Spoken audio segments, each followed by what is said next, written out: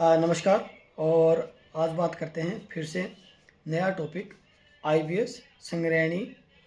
कई बार देखा गया है कि बहुत सारी वीडियो में बहुत सारे लोगों के द्वारा बताया गया है कि जो संग्रहणी है आईबीएस है, जैसे यूके हो गया, यूएसए हो गया, इन देशों में उसको गेहूं की एलर्जी का रूप दिया गया है कि आपको गेहूं की एलर्जी से कोई बैक्टीरिया उत्पन्न होता है जिसके कारण हमें आंतों के ये सब रोग पैदा होते हैं, और उसको आईबीएस को दिया गया है गेहूं की एलर्जी का रूप।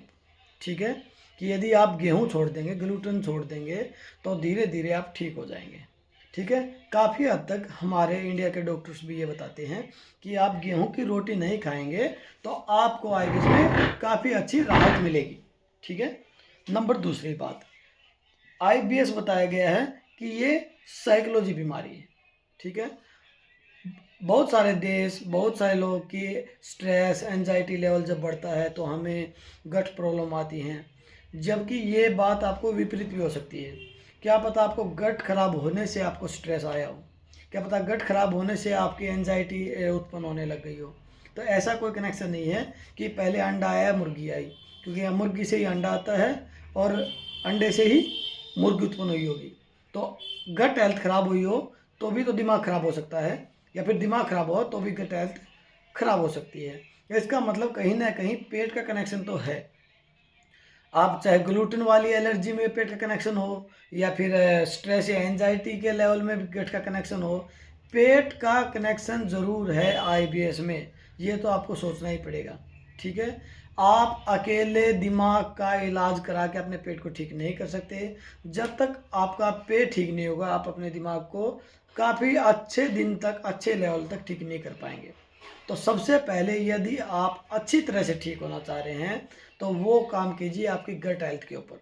गट हेल्थ ठीक तो आपकी मेंटली हेल्थ ठीक, आपकी सेक्सुअल हेल्थ ठीक, और आप कुछ भी खा के, कुछ भी चीज़ें करके हजम कर सकते हैं यदि आपकी पाचन क्रिया अच्छी मजबूत है तो।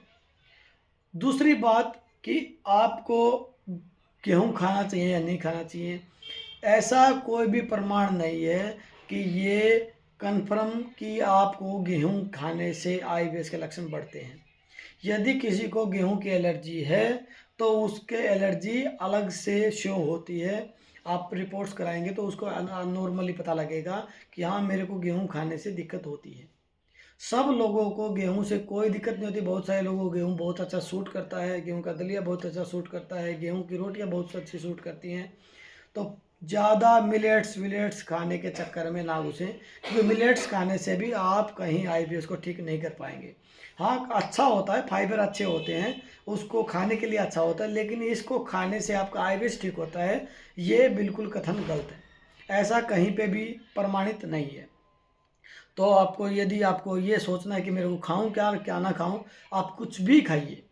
मैंने मेरे पेशेंटों को देखा है, मैंने उनको दूध पीने से मना किया है और वो लोग दूध पी रहे हैं मेरे पीछे से और फिर भी ठीक हो रहे हैं। वो लोग नॉनवेज खा के भी ठीक हो रहे हैं। तो ऐसा कोई भी प्रमाण नहीं है कि आपको ये चीज़ खाने से ठीक हो जाओगे, ये चीज़ खाने से आप ठीक नहीं होंगे। बहुत सारे पेशेंटों को बहुत सारी चीज़ें सूट करती हैं, बहुत सारे पेशेंटों को बहुत सारी चीज़ें सूट नहीं करती। तो आईबीएस का कोई भी प्रमाणिक रीजन या प्रमाणिक इलाज नहीं है कि ये तय है कि आप ये न्यूरोसाइकेट्रिस्ट की दवाई खाने से आपका दिमाग ठीक हो जाएगा, आपका पेट ठीक हो जाएगा। ऐसा नहीं है। हमारे पास बहुत सारे पेशेंट ऐसे आते हैं जिन्होंने 3-3, 4-4 साल तक न्यूरोसाइकेट्रिस्ट की दवाई खा के भी अपने पेट को ठीक नहीं कर पाए।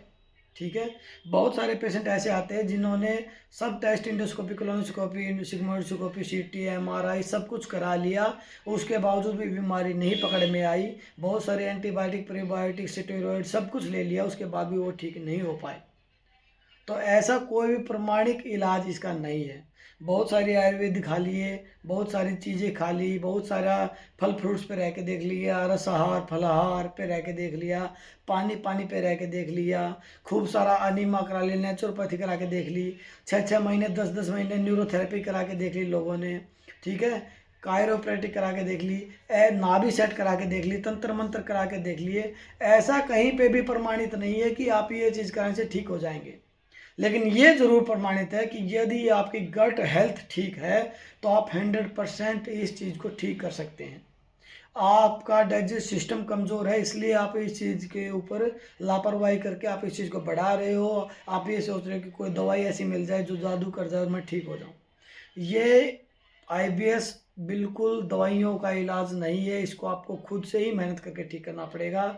आप चाहे आज विश्वास करें या कल करें या 10 महीने के बाद करें, शॉर्ट टर्म इलाज ना ढूंढे, अपने ऊपर काम करने की कोशिश करें, क्योंकि आप जब तक आप खुद के ऊपर काम नहीं करेंगे आपकी हेल्प कोई नहीं करने वाला।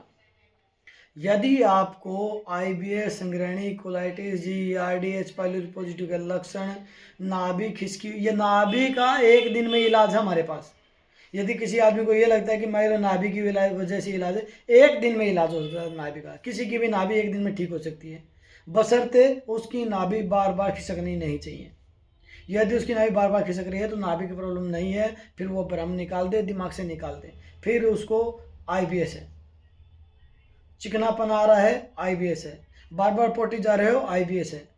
कमज़ोर में महसूस हो रही है, आईबीएस है। वजन कम हो रहा है, आईबीएस है। एंजाइटी हो रही है, आईबीएस है। घबराहट हो रही है, आईबीएस है। कि कुछ काम करने का मन नहीं करता, आईबीएस है। ठीक है, बहुत सारे ऐसे लक्षण हैं जो नॉर्मल रोग में डायग्नोस नहीं होते, तो उन्हीं रोगियों को आईबीएस का रोगी बोला गया है। इसका कोई साइंटिफिक रीजन नहीं है, साइंटिफिक टेस्ट नहीं है, इसको लक्षणों के आधार पर सिद्ध की गई बीमारी है। यदि आपको वीडियो अच्छी लगे शेयर जरूर करें, क्या पता किसी तक पहुंच जाए और आप भी समझ पाएँ। नमस्कार।